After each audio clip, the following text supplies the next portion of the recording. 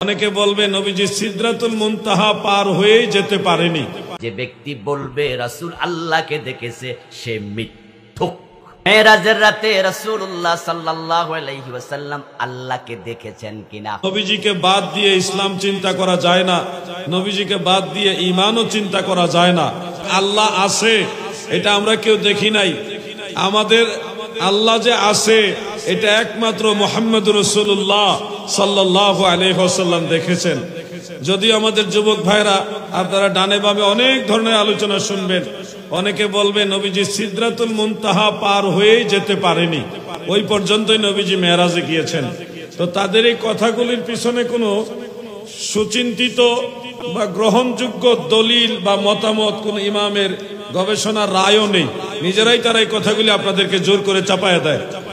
আমরা বলি নবীজি আরশ, কুরসি, লৌহ কলম সব পার হয়ে কাবা কাউসাইনি আও আদনা এমন জায়গায় আল্লাহ তাআলা নবীজিকে নিয়েছেন। সহিহ বুখারী কিতাবুত তাফসীরের মধ্যে হযরত আনাস ইবনে মালিক রাদিয়াল্লাহু আনহু riwayতের মধ্যে উল্লেখ, বিমা লা ইয়ালামুহু ইল্লাল্লাহ, এমন জায়গায় আল্লাহ তাআলা নবীজিকে নিয়েছেন যে জায়গা সম্পর্কে আল্লাহ তাআলা ছাড়া আর কেউ জানেই না। সুবহানাল্লাহ।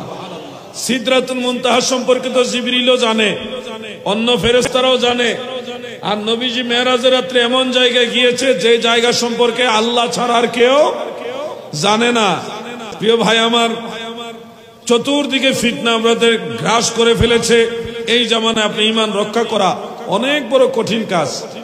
সুন্নি বক্তাদের ওয়াজ শুনলে নবীর মহব্বত বাড়বে, আবার অনেক বক্তা আছে বাতিল, যাদের বক্তব্য শুনলে মনে হবে নবী মুহাম্মদ সাল্লাল্লাহু আলাইহি সাল্লাম মনে আমরার মতো একজন মানুষ আছিল।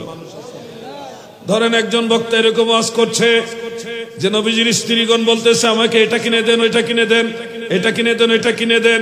আল্লাহর হাবিব নাকি বলতেছে যে এত কিছু দিতে পারবো না, বুঝে খাটলে থাকো, নাইলে তালাক নিয়ে চলে যাও, তোমাদের চাইতে আরো বেশি সতীসাধী অনেক নারী আছে, আমাকে আল্লাহ মিলাই দিবে। এটা নাকি আল্লাহ রসুল বলেছেন। তো এই ধরনের কথা রাহমাতুল লিল আলামিন নবী তিনার স্ত্রীগণকে বলবেন, এটা তো আমাদের বিবেকেই বাধা দেয়।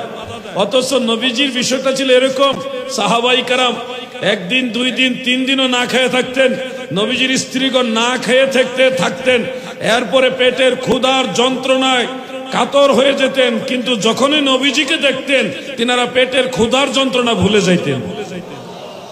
কোথায় সুন্নি আলেমদের ওয়াজ যে নবীজিকে দেখলে পেটের ক্ষুধার যন্ত্রণা মনে থাকতো না, আর সেখানে নবীজির স্ত্রীগণ না খাইতে না খাইতে নবীজিকে বিরক্ত হয়ে বলতেন যে এটা কিনে দেন, এটা দেন, এটা দেন না কেন, এটা পারেন না কেন। এই ধরনের কথা আওলাদ মানে রাসূলের পাকের আহলে বাইত যারা আছে তাদের ব্যাপারে এগুলো মানায়? এই ওয়াজে ওয়াজে বেশ কম আছে। রাসূলুল্লাহর মেরাজটা তো হয়েছে সশরীরে। রাসূলের মেরাজ কিন্তু পরবর্তী বানানো জান্নাতের শরীর দিয়ে নয়, দুনিয়া শরীরে হয়েছে নাকি? যে শরীরে রাসূল দুনিয়ায় ছিলেন জীবিত, আল্লাহ জিন্দা উনাকে মেরাজে নিয়ে গেছে। আল্লাহর নবী নিজে আকাশে আল্লাহকে আরশে আজিমে দেখলেন কিনা? সবচেয়ে বেশি মুহাক্কিক আলেমের বক্তব্য হলো মেরাজের রাতে রাসূল নিজেও আল্লাহকে দেখেন নাই। কারণ মূসাকে আল্লাহ কোরআনে মানা করছে দেখতে পারবা না আমাকে, তো যেই কারণে মূসা নবী দেখবে না সে কারণটা তো রাসূলের ভিতরেও আছে। কিন্তু ইবনে আব্বাস রাদিয়াল্লাহু তাআলা আনহু থেকে হাদিস পাওয়া যায় তিনটা, আমি এনেছি এই বইতে, যে রাসূল সাল্লাল্লাহু আলাইহি সাল্লাম আল্লাহকে দেখেছেন। ইবনে আব্বাস বলেছেন আল্লাহকে দেখেছেন বিকলবিহি। একটা হাদিস যে আমার নবী আল্লাহকে চোখ দিয়া দেখে নাই, অন্তর চোখ দিয়া দেখছে। তাহলে অন্তর চোখে দেখলে আর এই সমস্যা থাকে না, কারণ এটা তো নশ্বর, এটা ধ্বংস হবে। আল্লাহ হাদিস তো অন্তর চোখ মানে ভিন্ন জিনিস, ফারাসাত। আল্লাহর ওলিরা চোখ বন্ধ করো কিছু কিছু জিনিস দেখে, এটাকে ফারাসাত বলে। যেটা আপনি চোখ বন্ধ করলে দুনিয়া অন্ধকার, আর কিছু কিছু বান্দা আছে আল্লাহ তারা চোখ বন্ধ করে অনেক কিছু করে, এটার নাম মুকাশাফা, এটার নাম কাশফ।